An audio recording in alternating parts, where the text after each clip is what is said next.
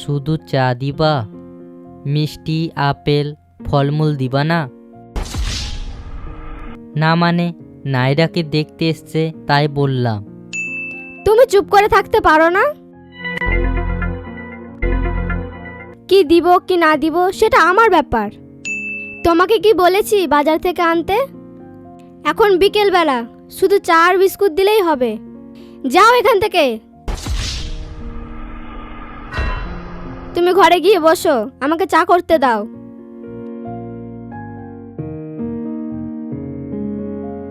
এরকম কথাবার্তা যদি এরকম বাড়িতে হয় তাহলে তো আমি বিয়ে দেব না আমার ছেলের।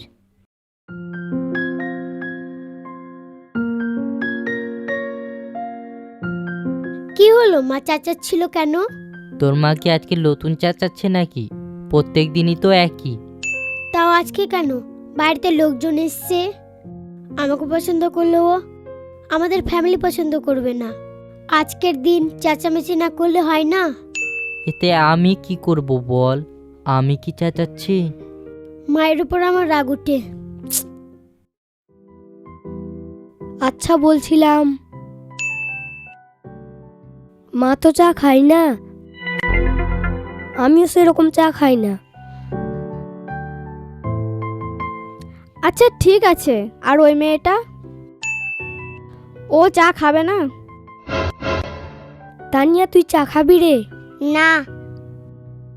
ও খাবে না, ছাড়েন, বাদ দেন। ছাড়েন, বাদ দেন, চা করতে হবে না। আচ্ছা ঠিক আছে। শুধু মেয়েটাকে একটু দেখান, তাহলে হবে। বাড়ি যেতে হবে আমাদেরকে। ছোট দিনের বেলা তো আদার হয়ে যাবে যেতে।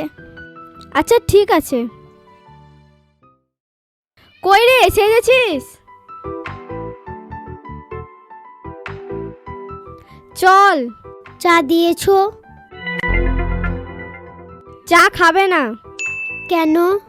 তোর বাপের জন্য ফল, মিষ্টি আরো কি কি দিবে। আব্বা তো ঠিকই বলছে, মানুষের সম্মান করতে হবে না। চল, বেশি বকতে হবে না।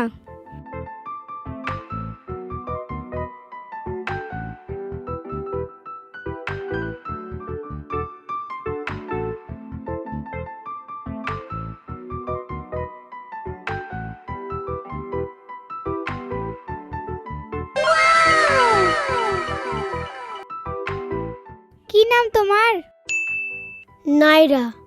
মেয়েটা ভালো আছে, কিন্তু ওর বাপের থেকে মায়ের আওয়াজটা বেশি। পড়াশোনাও করেছে অনেকটা, আর ওর এক রোল ছিল। বাহ, খুব ভালো তাহলে তো।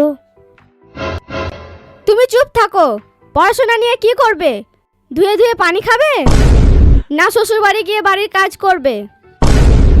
পড়াশোনা দেখাচ্ছে, ওগুলো বলতে হবে না কতটা পড়াশোনা করেছে। তানিয়া, তোর পছন্দ হয়েছে রে?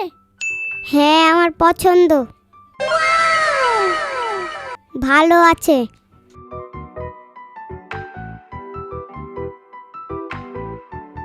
আন্ধার হয়ে গেল রে বেটা, চল। হ্যাঁ চলো।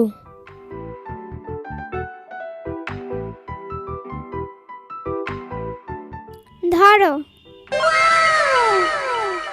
আসি তাহলে। আচ্ছা ঠিক আছে।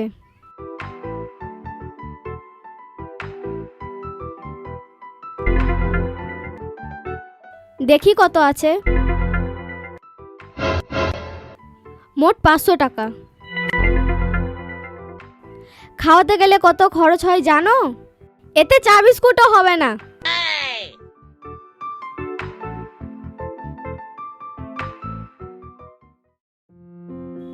মাউন, তোর পছন্দ হয়েছে রে?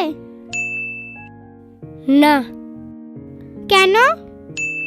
যে বাড়িতে পুরুষের থেকে মহিলার আওয়াজ বেশি, সে বাড়িতে আমি বিয়ে করব না। কিন্তু মেয়েটা তো ভালো ছিল।